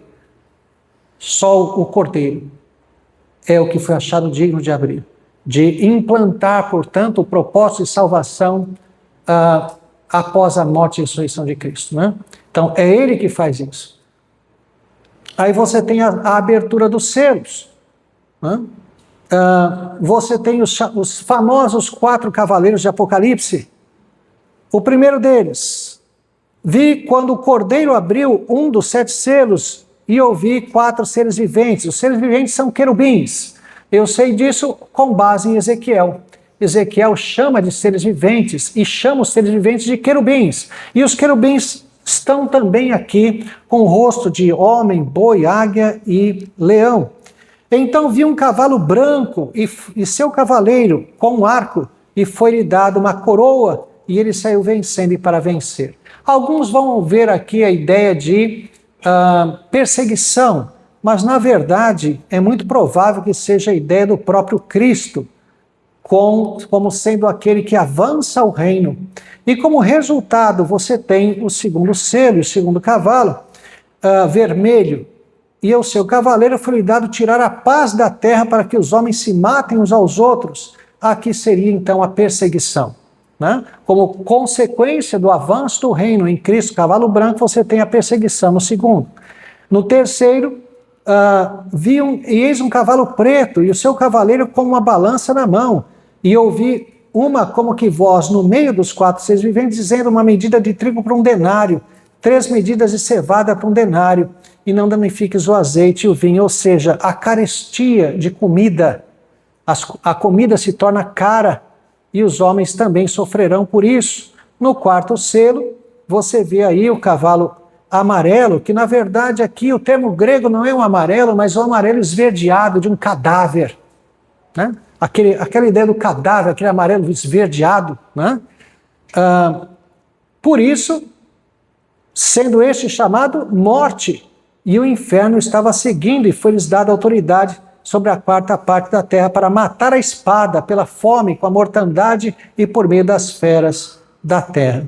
Então você tem vários flagelos, já começando com esses cavalos, com esses cavaleiros, mostrando o que é típico dessa situação, dessa época que nós vivemos entre a primeira e a segunda vinda de Cristo. Há sofrimentos entre ímpios, entre crentes, e tudo isso comandado pelo próprio Senhor. Você tem os ímpios perseguindo a igreja, por isso a igreja sofre, mas você tem os ímpios também sofrendo o juízo de Deus, que nós vamos ver aqui. Os 144 mil, no capítulo 7, o que é isso? Os testemunhos de Jeová começaram exatamente aqui, né? Os testemunhos de Jeová começaram dizendo que eles eram 144 mil. Que iam habitar com Deus no céu, etc. Só que aí houve um pequenino problema. Eles ultrapassaram os 144 mil. Aí passou a ser o quê? Não, 144 mil são aqueles mais, né, o suprassumo da carne seca, que vai habitar com Deus. O que passa, fica aqui na terra. Né? Mas, obviamente, não é isso. Vejam, esses números em Apocalipse têm que ser decodificados. 144 é 12 vezes 12. Nós já vimos que o número 12, ele é representativo de Israel. 12 vezes 12, você tem a realidade do Antigo e do Novo Testamento, a igreja neotestamentária e veterotestamentária. O 1000, nós falamos ontem, é a ideia de algo inumerável, algo muito grande. Então, o que são 144 mil? O símbolo dos eleitos, de toda a história. É a multidão dos eleitos. Né? Então, é um número determinado, né? Ou seja, 144 mil, não é que são 144 mil, mas quando você dá um número, é porque é uma quantidade determinada. Então, Deus tem o número dos seus eleitos. E é o que significa esta multidão aqui. Então, vejam, por que isso? Sim. 144 nessa Bíblia, fala ali que eles não se contaminaram com mulher, praticamente um pecado no mundo. Veja, dentro do contexto deles, dentro do contexto de Apocalipse, o que era não se contaminar com mulheres? Você tinha, desde a prostituição cultural até uma imoralidade muito grande.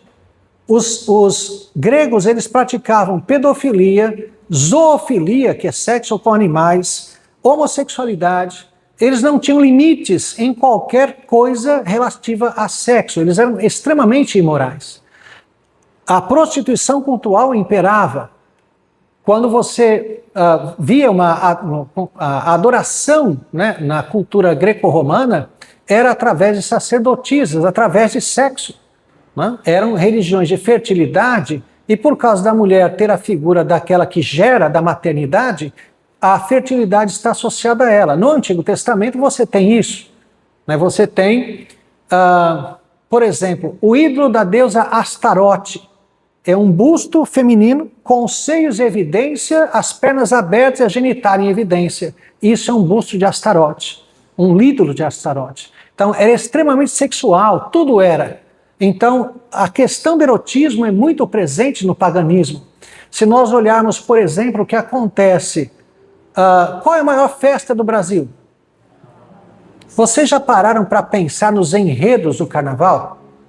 Ou faz referência a orixá, a santo católico, sempre tem um aspecto religioso no meio da orgia. Então isso é paganismo. O paganismo, ele mistura o sexo com adoração. Né? Então, por isso, eles são descritos como puros, ou seja, não se contaminaram com essas coisas, são santos.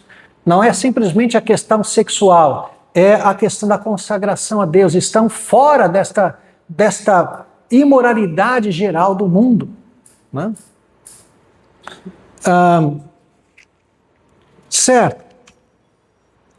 Então, qual a importância disto? Veja, a igreja está sendo perseguida, massacrada, mas Deus tem os seus eleitos. Aí você tem a visão dos glorificados, a salvação está garantida. Né? Você vai passar por esta terra, né? Aquilo que já falei aqui, né? Quer dizer, tá, você morreu, isso é ruim? Pelas Escrituras não deveria ser. Né? A morte para o crente é a glória. Então, o que Apocalipse mostra é que essa vida vai passar, mas você tem a salvação garantida, a glória determinada, a visão dos glorificados. Né? Então, muitos estão morrendo por causa de perseguição, mas a glória está garantida. Né? Enfatiza-se isso. Aí você tem aí as 7 trombetas, que são esse juízo de advertência, né? As trombetas. Em Israel tinha trombeta? Tinha? O chofar. O que era o chofar? Um berrante de chifre de carneiro. Né? Para que servia aquilo? Para anunciar a guerra. Era um alarme. Era alguma coisa para chamar a atenção. Quando dava para assistir a Globo, era aquele tan, tan, tararã, tan, tararã, aí todo mundo parava. Alguma coisa aconteceu, né? Então, é isso. O chofar, quando tocava, era ou a terra foi invadida, houve uma catástrofe, alguma coisa tem que ser dita. É um alarme. Então, essas trombetas aqui simbolizam isso, né? Está se chamando a atenção para algo alarmante, algo muito importante. São juízos de advertência contra a humanidade. E aí, temos aí vários deles anunciados. Você tem aí 1/3 da terra, 2/3 da terra. Veja, o que é isso? Significa que durante esse período entre a primeira e a segunda vinda de Cristo, muitas coisas da criação serão afetadas para prejuízo do homem. Isso são formas de Deus exercer juízo. Enchentes, furacões, doenças, tsunamis, tudo isso são formas de Deus exercer juízo no mundo. É resposta de Deus à impiedade do homem que pratica também contra a igreja. Sim. Podem ser trombetas. Sim. É Deus mostrando, chamando a atenção. Né? Você tem na quinta trombeta algo bem interessante, capítulo 9. O quinto anjo tocou a trombeta e viu uma estrela caída do céu na terra, e foi-lhe dada a chave do poço do abismo. Aqui tem algo da escrita hebraica muito interessante, que é chamado o passivo divino. O que é o passivo divino? Foi-lhe dado. Foi-lhe dado. Quem deu? Deus. É uma forma de se referir a Deus sem se referir a Deus. Então, quando você vê isso, e foi-lhe dado a chave, quem deu? O próprio Deus. O abismo aqui é a morada do diabo, né? Onde o diabo está hoje? O diabo habita onde? O diabo habita o inferno? Claro que de jeito nenhum. No inferno só se entra, não se sai. E o diabo não é senhor do inferno. Quando estiver lá, ele vai estar pastando. Ele não está lá. Bom seria que estivesse, porque não nos atormentaria. Mas ele está aqui, no mundo espiritual caído, que interage com este mundo. Então, Paulo chama isso de as hostes espirituais do mal nas regiões celestes. Apocalipse chama de o poço do abismo. É o lugar dos demônios. Então, foi dado ao diabo abrir esse poço, para que a maldade se prolifere. E é interessante que o que saiu de lá? Saiu uma fumaça preta, veja, a Shekinah é a manifestação de Deus Santo, mas uma fumaça comum. Aqui é uma fumaça de fornalha preta que escureceu o céu, é algo maligno. Saíram gafanhotos para a terra, e foi-lhe dado poder como que tem os escorpiões da terra. E foi-lhe dito, veja, foi dito, passivo divino, que não causasse dano à erva da terra, nem a qualquer coisa verde, nem a qualquer coisa. Tão somente aos homens que não têm o selo de Deus sobre a fronte. Então vejam, são gafanhotos que se assemelham a escorpiões. Um escorpião dificilmente mata um adulto. Pode matar, mas são espécies muito específicas e casos muito raros. Mas a picada de um escorpião dói, dá febre, né? Então, se fala de grande sofrimento aqui. Eu não sei se vocês já viram algum documentário sobre uma praga de gafanhotos. Uma nuvem de gafanhotos pode ter cerca de 1 quilômetro de largura por 300 metros de altura. Chega a escurecer o sol. Imagina isso.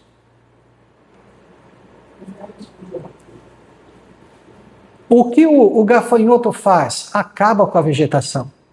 Mas esses daqui são gafanhotos escorpiões. O gafanhoto faz mal à vegetação, o escorpião faz mal ao homem. Então, grande dor, grande sofrimento vai trazer. E como? Na instigação do mal, através de guerras, de várias outras coisas. Né? Quando nós vemos, por exemplo, a proliferação da imoralidade, um jovem que se entrega completamente à imoralidade, qual é o resultado? Vai sofrer terrivelmente. Não? Vai sofrer. Ele pode ter momentos de satisfação, mas o resultado será dor e destruição. Então, quando nós vemos a nossa sociedade se afastando de Deus mais e mais, qual é o resultado? A proliferação da maldade, em todos os níveis, desde guerras, imoralidades, tudo. E o que é isso? É o diabo instigando o homem ao pecado. Não é... O diabo pode fazer alguém pecar? Pode? Claro que de jeito nenhum. Porque se fosse assim, na chamada teologia neopentecostal, se alguém gastou muito mais do que tinha, o que se faz? Se repreende o demônio da bancarrota. Foi ele é o culpado. Se alguém se entrega à imoralidade, o que ele faz? Pombagira. Pombagira é a culpada. Não? Então veja, obviamente isso é um absurdo em vários sentidos, além do que a pessoa não se arrepende, ela é a vítima. Não? Ela é a vítima.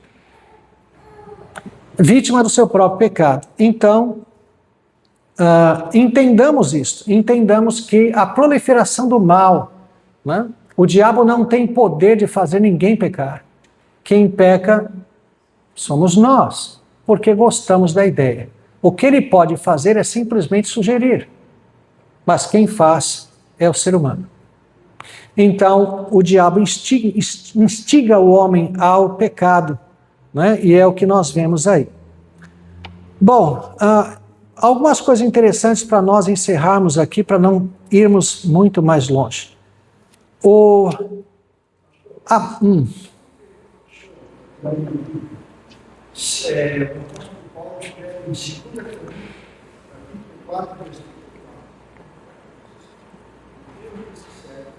Deus desse século,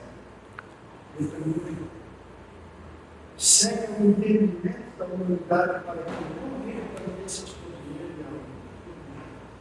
coisas. Com certeza, é isso mesmo. O pecado sendo proliferado, quanto mais o homem se entrega ao pecado, menos ele está percebendo qualquer influência do bem. Ele se torna cego, ele se torna hermético, calejado, ele não sente mais nada. Exatamente. Ele fica completamente alheio a qualquer forma de bem. Mas vamos aqui para encerrar algumas questões importantes. Primeiro, Apocalipse mostra o que é a trindade satânica. 666 é porque é uma trindade satânica. O número da trindade, veja, 777, além de Boing, é também o número da trindade. O 666, a ideia é, o 6 é aquele que chega perto do 7, quer ser o 7, mas nunca será. 777, número da trindade. 666, número da falsa trindade, número da besta. Número Nero César, que indica o quê? O imperador romano como ícone de um império anticristão, que se levanta contra a igreja. Então você tem o dragão, que é descrito como 7 cabeças e 10 chifres cada uma. A ideia de chifre na escritura é de poder. Então 10 chifres quer dizer muito poderoso. Tem o poder dos homens. O dragão, depois de ter sido expulso, lembra-se ontem que eu falei da queda em 2 estágios do diabo?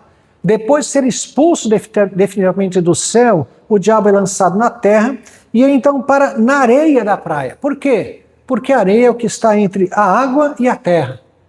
E ele vai então chamar os seus aliados, a besta que emerge do mar. E ela é descrita exatamente emergindo da água. Qual é a primeira coisa que você vê se alguém está emergindo? Se tem algo na cabeça, os chifres. Então, ela é descrita assim, como se estivesse vendo mesmo. O que ele vai ver? Vai ver os chifres, depois as cabeças, depois o corpo. É assim. E descreve exatamente assim. Mas quando ele descreve a besta que é mestre do mar, você percebe que é uma descrição idêntica ao dragão. O dragão tem 7 cabeças e 10 chifres. A besta também. Por quê? Porque a besta equivale a Cristo na Trindade verdadeira. Eu e o Pai somos um. Quem vê a mim, vê o Pai. Esse é o Cristo da Bíblia. O anticristo, que é a besta que é mestre do mar, o homem da iniquidade é a besta que é mestre do mar, é o mesmo personagem. Ele tem a imagem do dragão. Assim como o filho tem a imagem do pai. Né? Esta besta, ela é vista como um poder anticristão. É um poder civil, um poder envolvendo forças dos homens, poderes, né? E que, de alguma forma, será levada à adoração. Assim como Cristo é adorado, o Filho de Deus, a besta, o anticristo, o homem da iniquidade, será adorado como uma espécie de filho de Deus, enganador, representante do dragão. E você tem a besta que é mestre da terra, que o próprio Apocalipse chama de falso profeta. Então você tem o falso profeta, a besta que é mestre da terra, através de uma falsa religião, falsas filosofias, apoiando e destacando a besta que é mestre do mar. Né?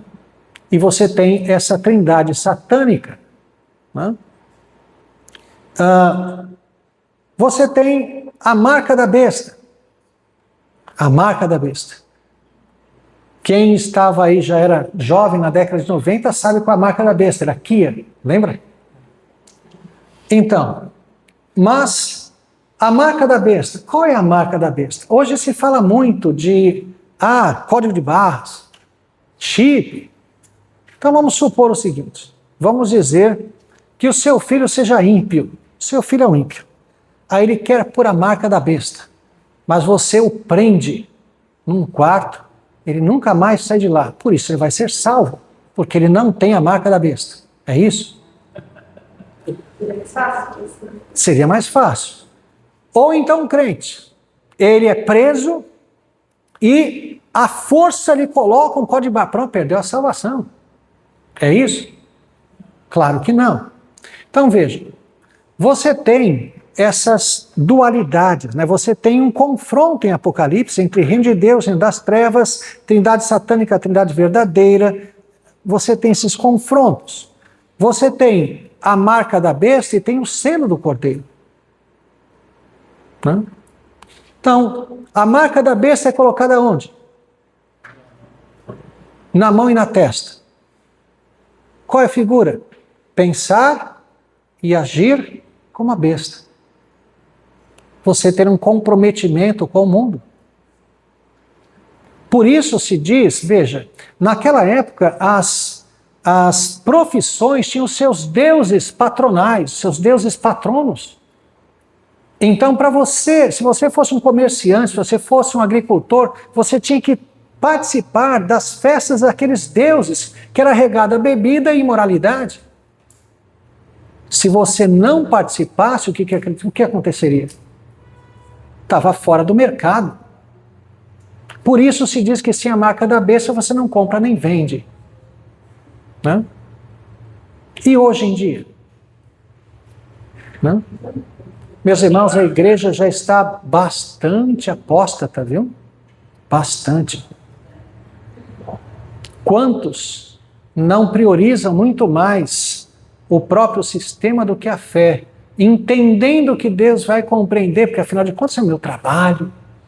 Deus não compreende, de forma alguma. Pensar e agir como a besta é a marca da besta. E faz todo sentido. Né? Cada vez mais os crentes vão precisar sair do sistema. Né? Ter seus próprios negócios, não ter aspirações financeiras, porque isso não combina com a fidelidade. Paulo diz que aqueles que querem ser ricos incorrem em grande condenação. A riqueza que é abençoada é a riqueza não buscada, fruto de um trabalho honesto feito para Deus. Se Deus quiser que você seja rico, Ele vai fazer você rico e te dar a consciência de como usar a riqueza. Agora, se você buscar a riqueza, isso é cobiça, isso é pecado, é o seu Deus, é Mamon. Isso aí é interessante. Hoje, na minha opinião, é assim. O trabalho que eu exerço no si. Eu estou no meio do caldeirão, vamos dizer assim. Mas eu aprendi uma coisa que o próprio Cristo nos ensinou, pegando, o senhor falou no meio dessa aula, que Belém é como lá no Maná, que está dentro da caixa da criança lá. No Pai Nosso, ele fica todo nosso, cada dia. E hoje não é o suficiente para a sociedade. Não. Esse é o problema. Ali tem que ser como eles têm uma diferença, só que não é pesado. E é interessante que quando Jesus nos ensina a pedir o pão nosso de cada dia, é como se ele nos ensinasse a pedir o arroz e feijão. Porque o judeu comia pão com carne, pão com ervas, é pão. Então, o que Deus nos ensina a pedir? O que é básico. É o arroz e feijão, nem a mistura. O arroz e feijão. Não é que eu não posso querer, que seria errado comer uma picanha, não é isso. Né? Aliás, eu comi recentemente, estava bom. Mas você pensar em não colocar o seu coração nisso. Não, esse não é o alvo da sua vida. Não é isso. Né? Então, lembrar disto, a marca da besta. Agir e pensar, pensar e agir como a besta. O selo do Cordeiro, fé, conhecimento de Deus, né? Conhecer o Cristo, que comanda a vida. Então a marca da besta é visível? Bom, de certa forma é, porque você está vendo alguém pensar e agir como a besta. E o selo do Cordeiro é visível? Alguém agindo por fé. Mas se a marca da besta é visível na pele, então o selo do Cordeiro também. Alguém tem alguma coisa na testa aí? Tem, porque é o mesmo sinal, né? A mesma ideia, só que um para o bem e outro para o mal. Então, se a marca da besta é visível na pele, o selo do Cordeiro também. Não é assim. E aquilo que eu já falei ontem também, da dualidade entre a besta, entre a grande meretriz Babilônia. Por que meretriz? Ela é meretriz e vestida de joias e tudo, né? É a figura de uma sociedade ímpia que vive em função de riqueza e sexo. É o que nós vemos. Essa é a grande meretriz Babilônia. Uma sociedade que vive em função de riqueza e sexo. Por isso, uma meretriz vestida de joias escarlata montada na besta, que emerge do mar. Então, do outro lado você tem o quê? A noiva do Cordeiro, vestida de linho finíssimo, que é descrita em Apocalipse como os atos de justiça dos santos. Então você tem a igreja gloriosa, imaculada. Você, chegando para o final, você tem então a destruição de Babilônia, caiu Babilônia, essa sociedade ímpia, ela chega ao seu final. Você tem a derrota do dragão e dos seus agentes. Você tem um ponto final na história do pecado no mundo. Você tem Apocalipse se encerrando com a visão da Nova Jerusalém que desce do alto, como falei ontem, se desce para onde? Para cá. Essa terra será restaurada, não haverá outro mundo. É esta terra restaurada. Uma coisa muito interessante, na cidade não há templo. Adão não tinha templo no Éden. Não haverá templo na Nova Jerusalém. Por quê? Porque você viverá para Deus. Não há necessidade de momentos como este. Isso aqui nós precisamos porque somos pecadores. Nós vamos adorar a Deus no templo da criação. Né? A criação foi constituída como templo de Deus. Nós somos templo do Espírito. Vamos adorar a Deus em um mundo perfeito, em tudo que fizermos. Cada palavra, cada ato é adoração. Né? E a eternidade se estabelece assim: viveremos com Cristo eternamente. Cristo ressuscitado. Nós fomos criados físicos, materiais e espirituais, para habitar um reino físico, material. Então esta terra será reconstituída em sua perfeição. O Cristo estará eternamente conosco, encarnado, reinando sobre nós. Nós ressuscitados, segundo o padrão de Cristo, vivendo por toda a eternidade. Então, Apocalipse termina assim, né, com essa visão da glória, da eternidade garantida, mostrando que vale a pena você ser fiel, ainda que isso lhe custe sofrimento e até mesmo a morte aqui. Mas você tem a glória e a eternidade garantidas. Então, Apocalipse responde a esse clamor da igreja. Né? Certo? Se alguém tiver alguma pergunta, eu vou... Nossa!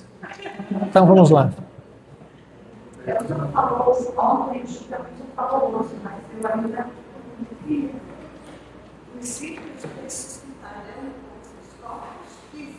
Sim, ressurreição é física. Também. Só que os salvos ficarão aqui na terra restaurada, habitando com Cristo, ressuscitados, e os ímpios vão para o inferno com o corpo também para sofrer fisicamente, não apenas na alma, no corpo também. Então veja, assim como os crentes estão no estado intermediário hoje no céu, vivendo a glória apenas espiritualmente, os ímpios também estão sofrendo apenas espiritualmente no estado intermediário, mas é um estado intermediário, porque o estado definitivo é sofrer corpo e alma no inferno.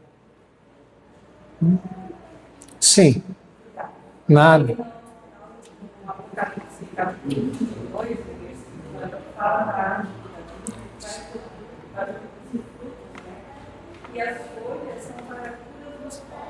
Isso. É uma ideia de que a salvação trará a perfeição a todos. A cura dos povos é aquilo que nós já falamos, que o Cristo não é apenas dos judeus, é de toda a terra.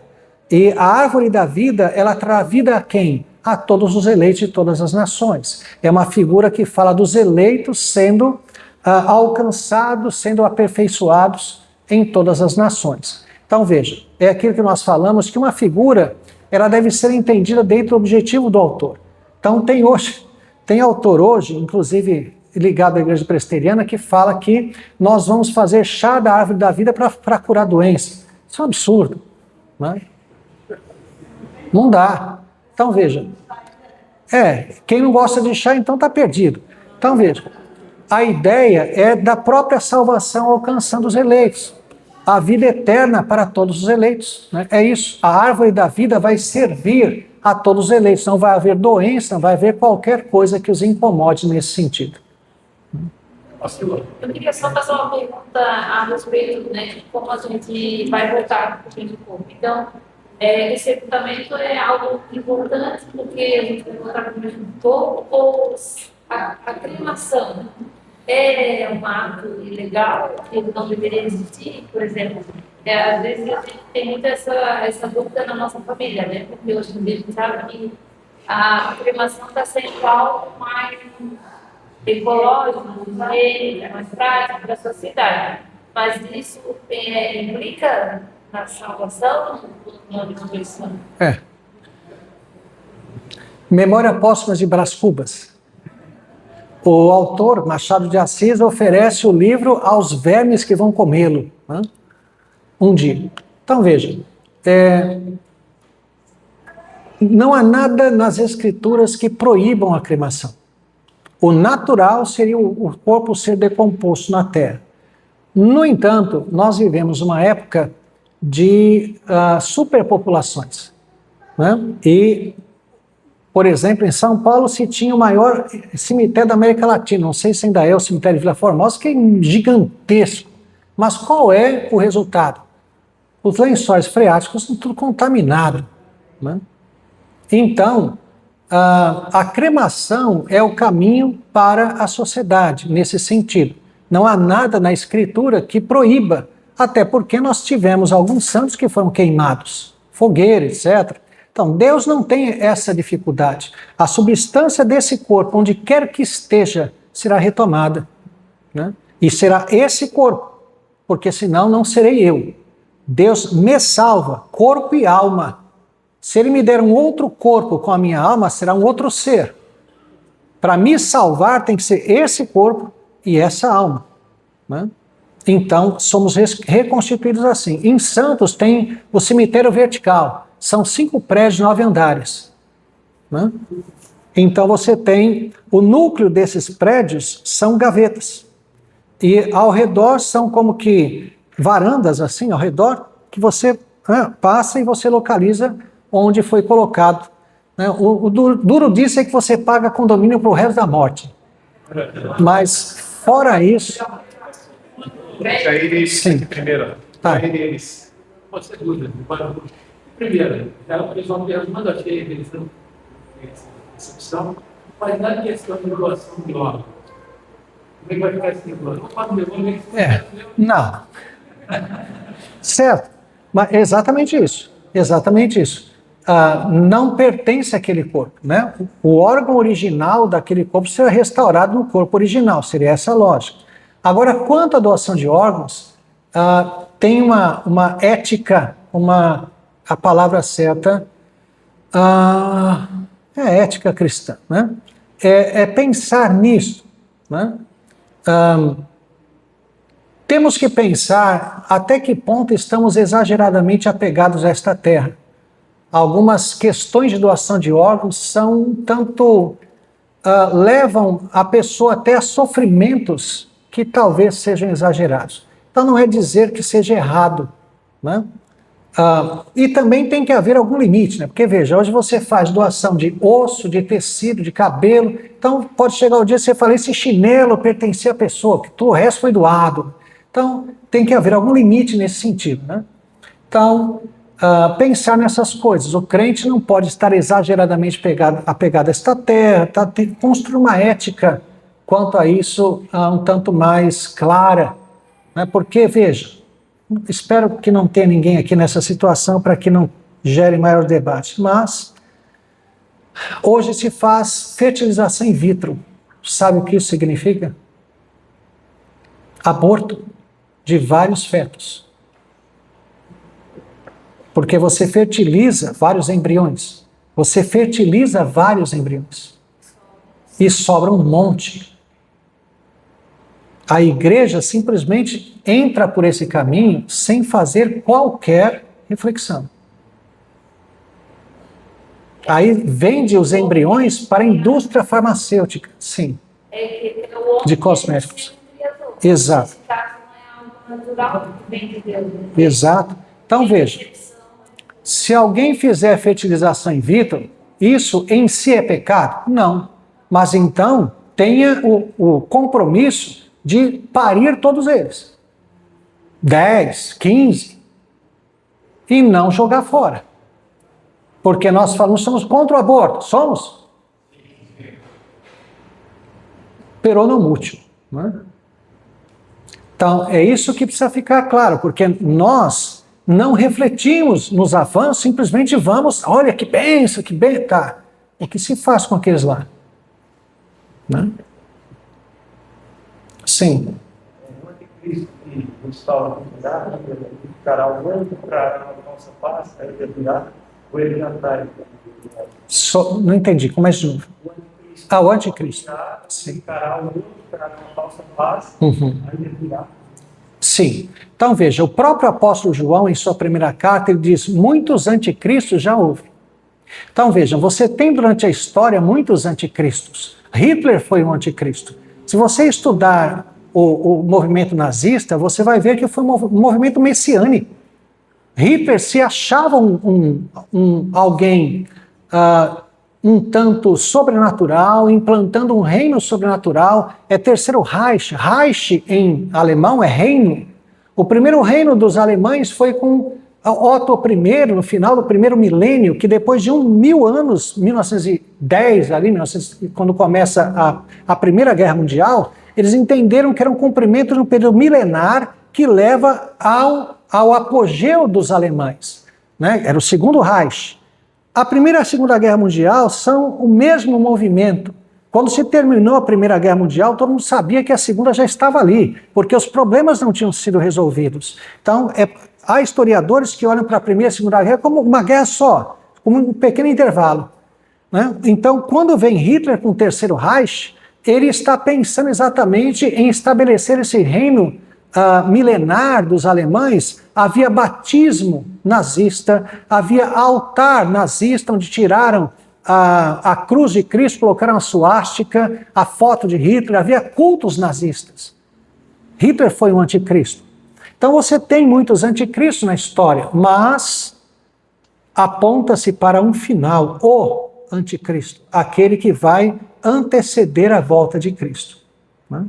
Que ainda, inclusive, não, assunto para hoje à noite. Então, é isso. Mais alguém? Tudo certo? Então tá bom. Meus irmãos, há muito o que falar, muito, mas espero que os irmãos tenham sido edificados, que seja para a glória de Deus, e vamos fazer uma oração? Senhor nosso Deus, graças te damos de todo o coração pela bênção, o privilégio de podermos, ó Deus, aprender do Senhor. Sabemos, ó Deus, que as questões de Apocalipse são tão interessantes e que nós, ó Deus, aprendamos a esperar confiantemente no Senhor, sabendo que o Senhor reina, que mesmo a sua igreja sendo perseguida, ó Deus, o Senhor está dirigindo todas as coisas para um final glorioso da igreja e para a condenação dos ímpios, daqueles que ferem o teu povo. Que nós confiemos no Senhor, em tua vontade, em tua justiça, em teu propósito, e sirvamos o Senhor, confiantes, ó Deus, de que a Nova Jerusalém é nossa morada eterna, que estamos destinados à glória e que esta vida passa, que sejamos fiéis ao Senhor. Perdoa os nossos pecados e receba a nossa gratidão. Oramos no nome de Jesus. Amém.